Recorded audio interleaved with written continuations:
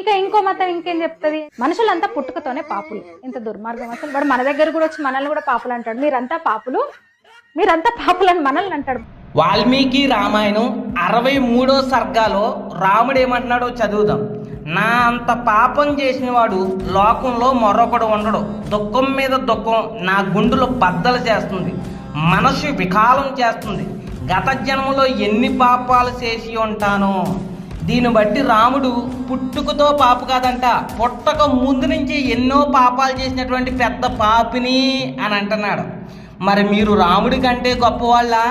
దీన్ని బట్టి మరి రామభక్తులు ఏమంటారో. ఒకవేళ రాముడు మనిషిగా ఉండి ఇలాంటి మాటలు మాట్లాడాడు అని అంటే రాముడు అజ్ఞాని అని ఒప్పుకోవాలి. ఒకవేళ రాముడు తెలివైనోడు అయితే రాముడు పుట్టకముందే ఎన్నో పాపాలు చేసినటువంటి పెద్ద పాపి అని ఒప్పుకోవాలి. ఎందుకనంటే రాముడే స్వయంగా నేను పుట్టక ముందు నుంచే పాపిని అని చెప్పుకుంటున్నాడు కాబట్టి. మీ దేవుళ్ళే పాపాత్ములైతే వాళ్ళని నమ్ముతున్న మీరు పరిశుద్ధులు ఎలాగవుతారు? కాబట్టి ప్రియ హిందువులందరికీ నేను ప్రేమతో చెప్పేది ఏంటంటే, మీ గ్రంథాలు మంచిగా చదువుకుని మీ దేవుళ్ళు చేసిన పాపాలు తెలుసుకోండి. ఇప్పుడు బైబిల్ ప్రకారంగా చూద్దాం. బైబిల్ ప్రకారంగా కొంతమంది క్రైస్తవులు జన్మ పాపం ఉంది అని అంటారు, ఇంకొంతమంది క్రైస్తవులు జన్మ పాపం లేదు అని అంటారు. అయితే ఇద్దరు ఒక విషయాన్ని అయితే ఒప్పుకుంటారు. ఆ విషయం ఏంటంటే మనుషులందరూ పాపులు. అవును, ఏ భేదమూ లేదు. అందరూ పాపం చేసి దేవుడిచ్చేటువంటి అనుగ్రహాన్ని పొందలేకపోతున్నారు.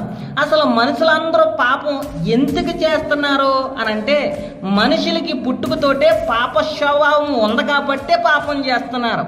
అసలు మనుషులందరూ పాపం ఎలా చేస్తారు అని అంటే, మనుషులు 5 విధాలుగా పాపం చేస్తారు.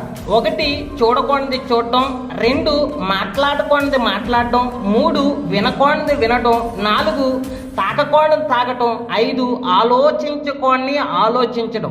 వీటిని పంచేంద్రియాలు అని అన్నారు. ఈ పంచేంద్రియాల ద్వారా ప్రతి ఒక్క మనిషి పాపం చేస్తున్నాడు, పాపానికి లోబడుతున్నాడు, పాపం ద్వారా బంధించబడి నరకానికి పోతున్నారు. ఆ నరకాన్ని నుంచి తప్పించడానికై ప్రభువైన యేసుక్రీస్తు వారు నరుడిగా పుట్టి తన రక్తం ద్వారా మనుషులందరికీ పాపక్షమాపణ చేసి పాప బంధకాల నుంచి విడిపించి పరలోకానికి మార్గాన్ని చూపించారు. ఇది బైబిల్ చెప్పేటువంటి గొప్ప సత్యం.